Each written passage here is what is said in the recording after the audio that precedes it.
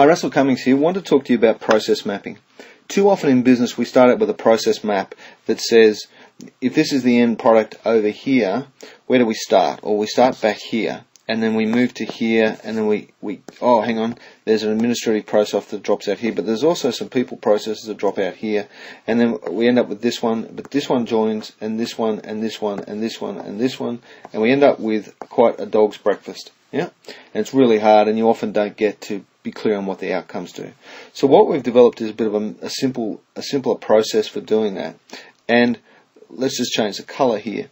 And what we do is start with the outcomes. So we say, what are the outcomes that we're looking for? So the outcomes are here.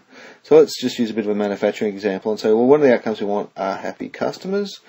We want to develop a quality product, and we need to deliver in full on time. All right, so we put that here at the end. That's our quality measure. We then say, what's the last thing that happens before we get that outcome? Before the client gets a quality product delivered in full on time? Well, there's got to be some transport and logistics. So you write that in. You say, right, logistics. Okay, let's put that in. What happens before logistics? Oh, well, we have to pack the product. So we pack it. Okay, what's the thing that happens before logistics? And you're keeping it big, right? We have to make or manufacture the product, so we make it. Yeah. What happens before we make it? Oh, we've got to get orders and have an ordering process. And you may continue back a bit further than that.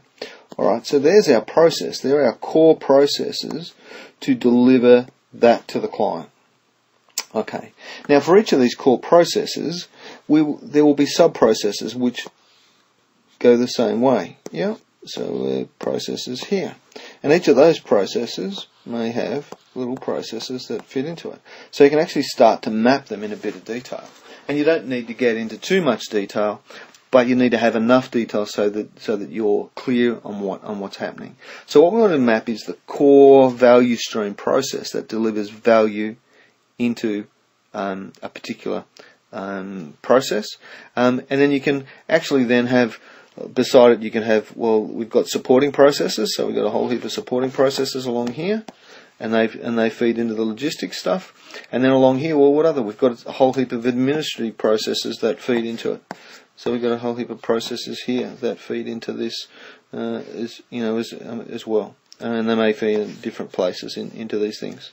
Yeah, so they may fit in, but generally, if you map the core process first, it's much easier, and then drop into the detail. You can also use this as part of a process for setting KPIs, because if you can't measure these KPIs at this end, you may, at the outcome end, you may measure a KPI up here at this sort of make part. You may put in a KPI here that you can measure, or maybe even a KPI out here that tells you about what's happening, and you end up with lead indicators, whereas these ones become your lag indicators.